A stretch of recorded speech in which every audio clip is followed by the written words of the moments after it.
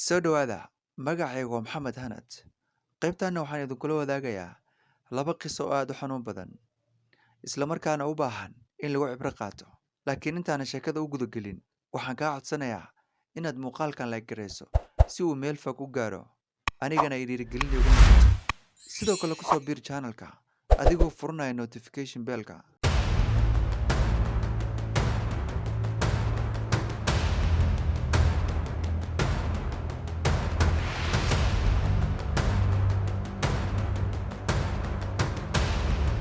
Gabar ayaa waxay xaramka ku dhex aragtay maamo weyn oo ooyeysa, gacmahana kor u taagaysa, oo aan ilmada kala joojin karin. Gabadhii way u timid maamadii, oo waxay weydiisay, maxaa ku helay maamo, oo aad sidan ugu ooynaysaa? Waxayna ugu jawaabtay sidan: maamo, waxaan ahaa gabar, waxa i guursaday nin, kadib waxaan wada noolayn muddo 8 sano ah, waxna maan u dhalin muddadaas. Kadib wuxuu guursaday gabar kale oo alle ka siiyey wiil. Waxaan ahaa intaa kadib mid aad u qalbi jaban oo murugaysan. 2 sano kadib ayaa maalin waxaa dhacday in ninkaygii iyo xaaskiisii labaad ay safar u baxeen, waxaana la iga tegey wiilkii yaraa oo ay dhaleen. Markii ay sii baxayeen ayaa waxaan go'aansaday inaan wiilka dilo oo aan gowraco. Laakiin intaanan taa ku dhaqaaqin ayaa waxaa ii soo dhacay telefoon, kaas oo la iigu sheegayo in ninkaygii iyo xaaskiisii kaleba ay shil gaari galeen oo ay geeriyoodeen. Kadib waxaan ku fakeray inaan wiilkii yaraa silciyo oo uu silac u dhinto. Waan garaacay, weliba garaacisuu la miyir daboolmay, weliba isagoo ku dhawaaqaya maama, maama, maama. Waxaan ku dhex tuuray maqsiinka isagoo miyir daboolan. Wuu soo naaxay saacado kadib isagoo leh maama caano.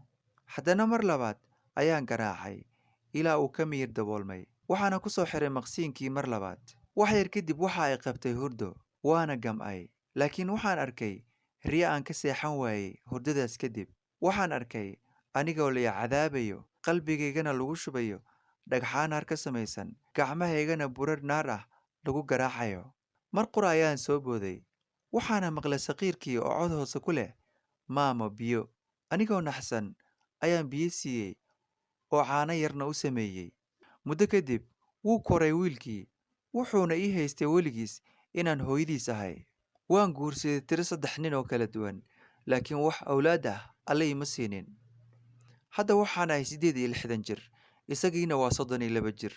Maanta qofka xajkay keena waa isaga.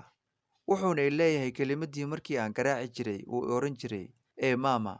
Waxaan la ilmeeyaa sida aan yeeli jiray xanuunkeeda, iyo sida uu ii wanaajiyey maanta, oo aanan cid kala haysan, iyo anigoo u sheegi karin sida aan ku samayn jiray markuu ahaa saqiirka. Yaa Allah, weligaa saqiir yar ha xasdin, ama qof bani aadam ahba ma ogid beri sida aad isku noqon doontaane. Ilaahow hooyaha ka qaadin carruurteeda markay saqiirka yihiin oo korriimo uga baahan yihiin. Aamiin.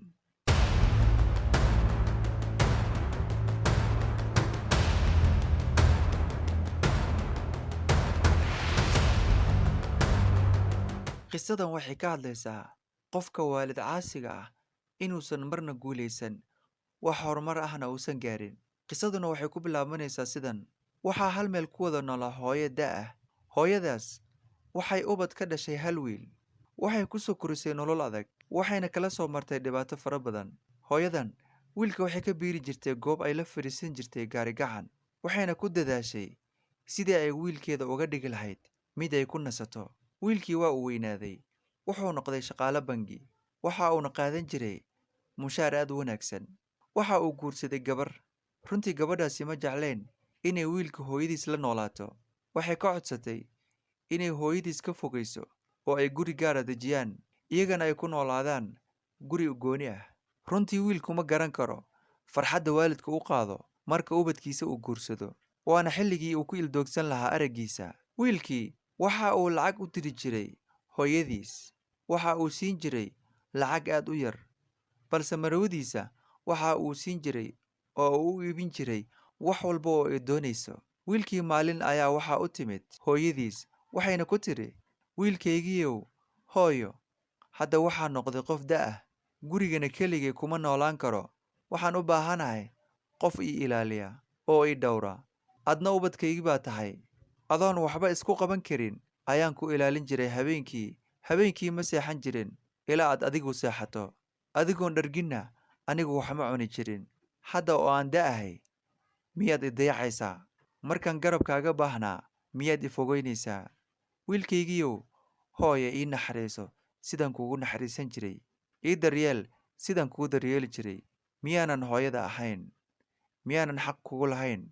Miyaanan kaa mudnayn inaad i daryeesho hooyo? Hooyo ii naxariiso.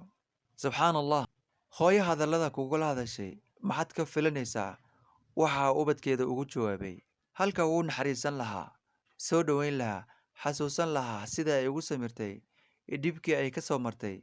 Waxa uu ku yidhi wiilkan caasiga ah hooyadiis hadalladan aadka u xun: hooyo, waa runta waxaanaad sheegaysoo dhan, balse waxaan been ahayn. Ani hadda buuq badan uma baahni. Aniga iyo xaaskayguna marnaba qof saddexaad oo culaysna saara uma baahnin. Hooyo, guriga joog, halkaasna geerida ku sug. 3 maalmood ayaa ka soo wareegtay markuu hadalkaas ku yidhi. Wiilka caasiga ahaa iyo marwadiisa waxay u baxeen safar, waxayna ku dhinteen safarkii labadooduba. Hooyo waxay kula soo martay dhib aad u badan, adoon waxba qabsan karin ayay had iyo jeer ku ilaalin jirtay. Hadday xilligaas kaa tegi lahayd, bal ka warran, xilligan ma jiri lahayd? Hooyadaa baari u noqo xilli walba, waxaadna xasuusataa markaad yarayd say ku ilaalin jirtay. Una ilaali sidaasi si ka wanaagsan.